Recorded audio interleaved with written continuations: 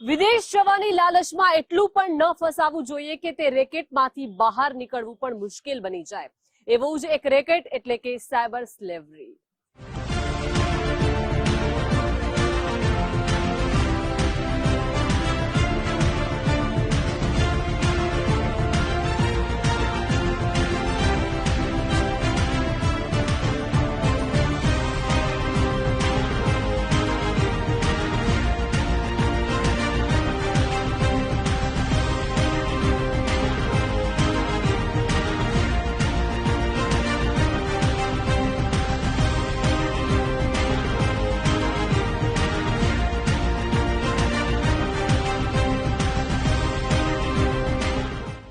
વિદેશમાં નોકરી, ડોલરમાં કમાણી, ના કોઈ પરીક્ષા આપવાની કે ના IELTS ક્લિયર કરવાની, આવી કોઈ પણ માથાકૂટ વગર વિદેશ જવા મળે અને સારી નોકરી પણ તૈયાર હોય તો વિદેશ જવું કોને ના ગમે।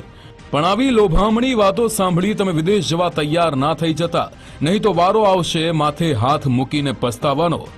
126 થી વધુ સબ એજન્ટોનું સંચાલન, 30 થી વધુ પાકિસ્તાની એજન્ટોના સંપર્કમાં, 100 થી વધુ ચાઇનીઝ અને વિદેશી કંપનીઓના HR નેટવર્ક સાથે સીધું કનેક્શન, 1000 થી વધુ લોકોને સાયબર સ્લેવરીમાં ધકેલનાર, અમદાવાદમાં બેઠા બેઠા જ ચલાવતો હતો અત્યંત સુવ્યવસ્થિત આંતરરાષ્ટ્રીય સાયબર સ્લેવરીનું નેટવર્ક। સાયબર સેન્ટર ફોર એક્સલન્સનું સફળ ઓપરેશન, આંતરરાષ્ટ્રીય સાયબર સ્લેવરીના રેકેટનો પર્દાફાશ, સાયબર સ્લેવરીનું રેકેટ ચલાવનાર ધ ઘોસ્ટ ગેંગ। ગુજરાત સરકારના મહત્વાકાંક્ષી પ્રોજેક્ટ સાયબર સેન્ટર ઓફ એક્સલન્સે એક ઐતિહાસિક સફળતા હાંસલ કરી છે। મ્યાનમાર અને કંબોડિયામાં સક્રિય ચીની સાયબર માફિયાઓ માટે ભારતીય યુવાનોને ગુલામ તરીકે મોકલતા આંતરરાષ્ટ્રીય રેકેટનો પર્દાફાશ કર્યા બાદ આ રેકેટનો મુખ્ય સૂત્રધાર નિલેશ પુરોહિત ઉર્ફે નીલને ઝડપી લેવામાં આવ્યો છે। ધ ઘોસ્ટના કોડનેમથી ઓળખાતો આ આરોપી ગાંધીનગરથી મલેશિયા ભાગવાની ફિરાકમાં હતો, ત્યારે જ તેને દબોચી લેવામાં આવ્યો છે। આ રેકેટમાં માનવ તસ્કરી અને સાયબર ક્રાઇમના ગંભીર ગુનાઓનો પર્દાફાશ થયો છે। ધ ઘોસ્ટ એટલે કે નીલ પુરોહિતની ધરપકડ બાદ ગુજરાત સાયબર સેન્ટર ઓફ એક્સલન્સને વધુ એક મોટી સફળતા મળી। ધ ઘોસ્ટની સબ એજન્ટ તરીકે કામ કરતી વડોદરાની પાયલ ચૌહાણ નામની મહિલાની ધરપકડ કરવામાં આવી। ધોરણ 12 પાસ નીલ પુરોહિત મૂળ આણંદ જિલ્લાનો રહેવાસી છે। નીલ માત્ર ગુજરાત કે ભારતના જ નહીં, દક્ષિણ એશિયાઈ દેશોના યુવાનોને પણ ફસાવતો હતો। નીલનું કામ યુવાનોને ફસાવી બોર્ડર ક્રોસ કરાવી વિદેશ પહોંચાડવાનું હતું। આરોપી નીલ યુવાનોને ફસાવવા માટે ટેલિગ્રામ, ઇન્સ્ટાગ્રામ અને ફેસબુકનો ઉપયોગ કરતો હતો। વિદેશમાં ઊંચા પગારવાળી ડેટા એન્ટ્રીની જોબની લાલચ આપવામાં આવતી હતી। એકવાર શિકાળ જાળમાં ફસાય એટલે તેમના પાસપોર્ટ જપ્ત કરી તેમને બંધક બનાવી દેવામાં આવતા હતા। ત્યારબાદ ગેરકાયદેસર રીતે બોર્ડર પાર કરાવીને મ્યાનમારના KK પાર્ક જેવા કુખ્યાત વિસ્તારોમાં લઈ જવાતા હતા। બળજબરીથી crypto scam, phishing, dating app સહિતના ફ્રોડ કરાવવામાં આવતા હતા।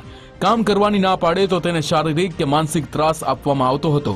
આ કાળા કારોબારમાં નીલને વ્યક્તિ દીઠ 3 લાખ રૂપિયા સુધીનું કમિશન મળતું હતું। આ નાણાકીય વ્યવહારોને ટ્રેસ ન કરી શકાય તે માટે મ્યુલ એકાઉન્ટ્સ અને ક્રિપ્ટો વોલેટ્સનો ઉપયોગ કરતો હતો। તે પોતાના હાથ નીચેના એજન્ટોને કમિશનમાંથી 30 થી 40% હિસ્સો આપતો હતો। અત્યાર સુધી તે 1000 થી વધુ લોકોને સાયબર સ્લેવરીના રેકેટમાં ધકેલી ચૂક્યો હોવાનું જાણવા મળ્યું છે।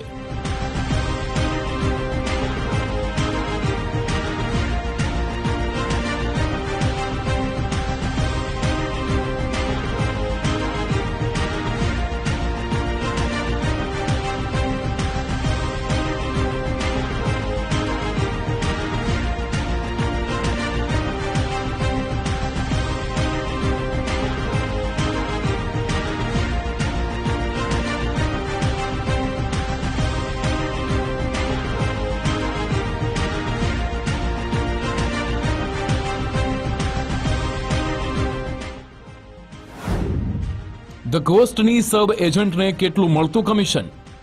દેખાવે સીધી સાદી અને ભોળી લાગતી પાયલના ચહેરાને જોઈ તે કેટલી શાતિર છે એ કહેવું મુશ્કેલ છે, પરંતુ સાયબર સ્લેવરીના રેકેટમાં ફસાવવાની મોડસ ઓપરેન્ડી તમે સાંભળશો તો ચોંકી જશો।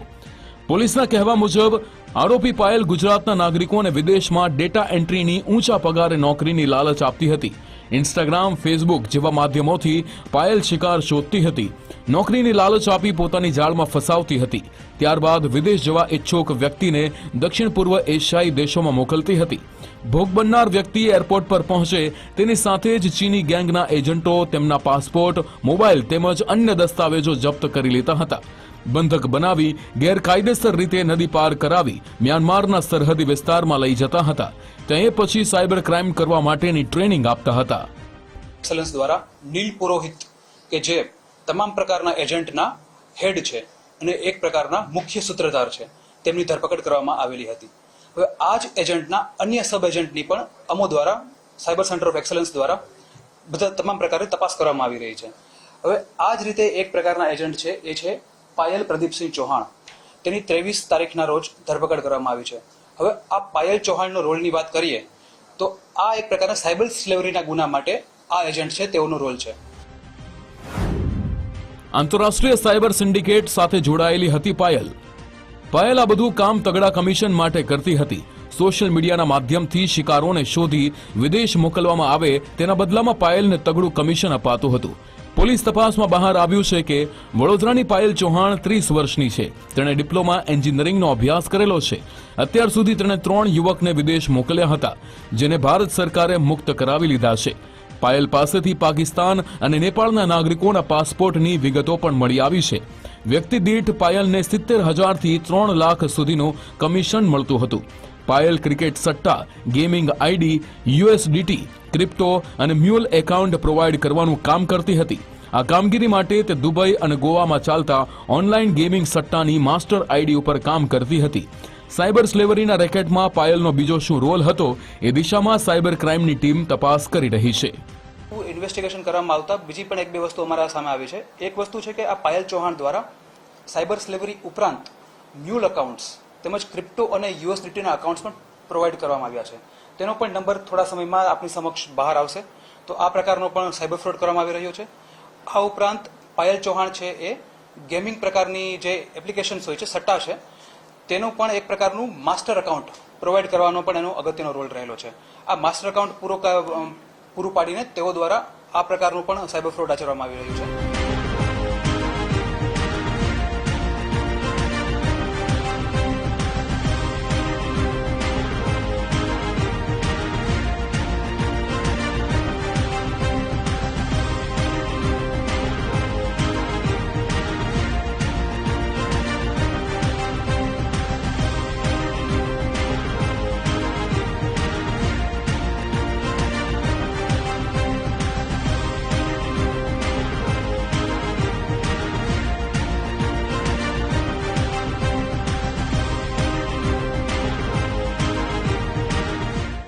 સાયબર પોલીસના કહેવા મુજબ સાયબર સ્લેવરીના તાર માત્ર ગુજરાત જ નહીં પણ આખા દેશમાં ફેલાયેલા છે, જેથી તેના ભોગ બનનારાઓનું લિસ્ટ પણ લાંબુ છે. પોલીસની વધુ તપાસમાં સાયબર સ્લેવરીના રેકેટને લગતી વધુ મહત્વની જાણકારી બહાર આવે તેવી શક્યતા છે. ત્યારે તમે જો વિદેશ જવા માંગતા હોવ તો આવા કોઈ એજન્ટોના ચક્કરમાં ના પડતા, નહીં તો સાયબર ગુલામ બની જશો. Bureau report, Gujarat first.